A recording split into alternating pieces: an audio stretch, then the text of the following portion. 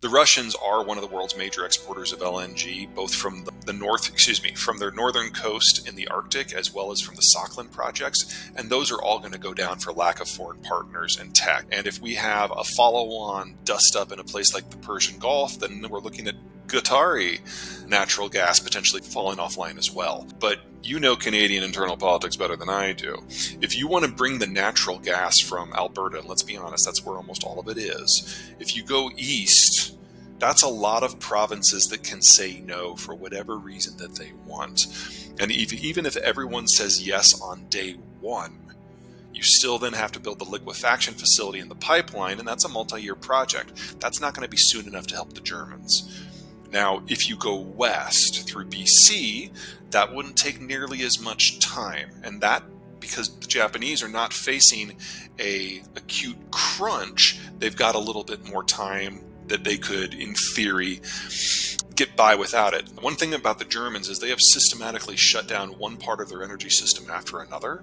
And so they're now completely dependent on lignite and natural gas from Russia. Now they've lost the natural gas. So Germany is now one of the most carbon dirty countries on the planet. Japan's different. They don't have a unified grid.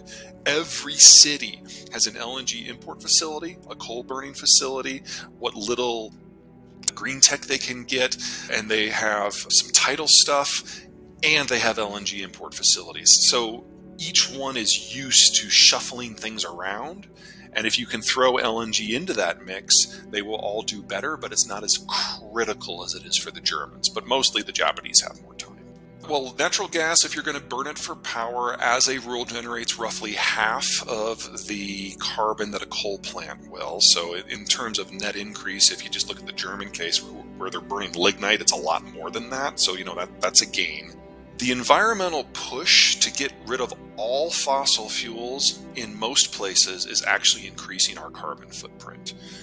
If you're in a place like Germany that doesn't have good wind potential outside of the North Sea and no good solar potential anywhere, putting up solar panels actually increases the amount of carbon that you're putting into the system because they're never going to generate enough power to pay it back down. In addition, Germany only gets sun for a few weeks of the year in the summer when everyone's on vacation. So when you're actually doing the hard work of living and working, you're going to be running off of something that has to run either at night, which is peak demand in Germany, or at a time when the sun's not shining very bright because it's the winter. So you're never going to get rid of the fossil fuel in the nuclear-based system. And if you build another system on top of it that doesn't work very well, you're just putting more carbon into the system. Now, that story is different in every part of the planet. If you're in a sunny location like, say, Southern California, by all means, for God's sakes, do solar. If you're in the Great Plains or the Prairie Provinces, do wind. It's brilliant. But you've got to match the technologies to where you are. And one of the advantages of liquefied natural gas is it's the lowest carbon fossil fuel, and it's portable in concentrated form. And for most parts of the world, that is actually the greenest fuel source that you're going to be able to hope to get. Hydrogen is new. So it's difficult to project what it's going to look like in 10, 20, and 30 years, both from a cost and a carbon point of view. But what we know right now, with the technology we have now, it is the dirtiest fuel source on the planet. Making hydrogen using something other than natural gas as the feedstock means you're using carbon dioxide, oxygen, and water. And those three molecules are the most stable molecules that we are aware of on this planet. So the amount of energy that it takes to break them into something else in order to form methanol and then get hydrogen is the most exothermic reaction that you can do at scale. So anyone who's doing hydrogen with today's technology is actually just setting up a massive carbon bomb. Now, the theory is if we build out more and more and more wind and solar in places that are both windy and sunny, then the energy is free, and it doesn't matter how much energy it takes in order to generate those reactions. But there is no place on the planet right now where that exists, and there is no place in Europe at all that has the wind or the solar potential in order to do this at scale, except for maybe Scotland. And now we're wrapped up in Brexit and the Scottish independence movement. It's just there just aren't many places where this works. as we understand the technology now. Now, you change the technology, and 20 years from now, it will obviously look different. I will reserve the right to change my mind. But right now, that would actually make our carbon problems far more intensive than they already are. There are 3 nutrients that allow us to grow plants. Potash, of which Canada is a world leader.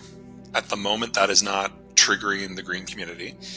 Phosphate, for which North America as a unit is broadly self-sufficient. The Greens are not upset about that.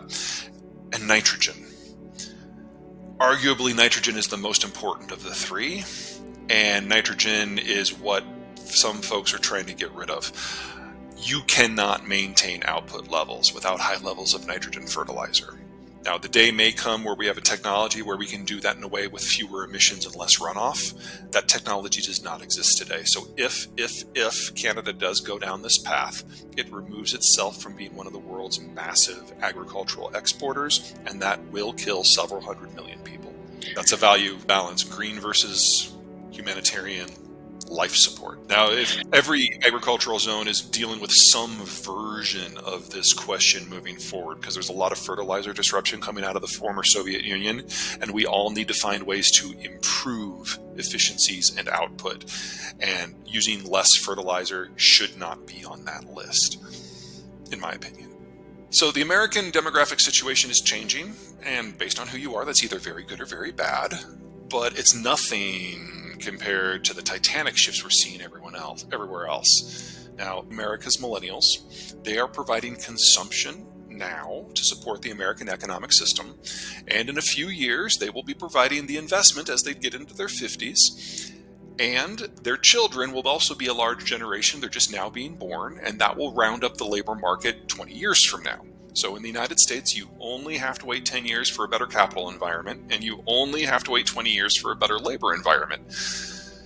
But holy crap, look at everybody else. The German system, it was terminal 40 years ago. They're not running out of children. That happened 20 years ago. They're now running out of working-aged adults. And we are going to see some degree of industrial collapse in the German space by the end of the decade, assuming nothing else wrecks it before then. And some of the outcomes of the Ukraine war may well do that in the next 2 years. And then there's China. China's workforce is already the world's fastest aging, and we now know that this data is wrong. The Chinese about a year ago started admitting publicly that they've overcounted their population by at least 100 million people, with all of the missing millions people who would have been born since the one-child policy was adopted 40 years ago, meaning that they're all under 40. We don't have an economic theory for what would work with this demographic in 2030. We are in the final decade of the Chinese country, and there's all kinds of things that have to do with energy or food or fertilizer or manufacturing or trade or war that could end this sooner. But China's use-by date is just 8 years away at this point.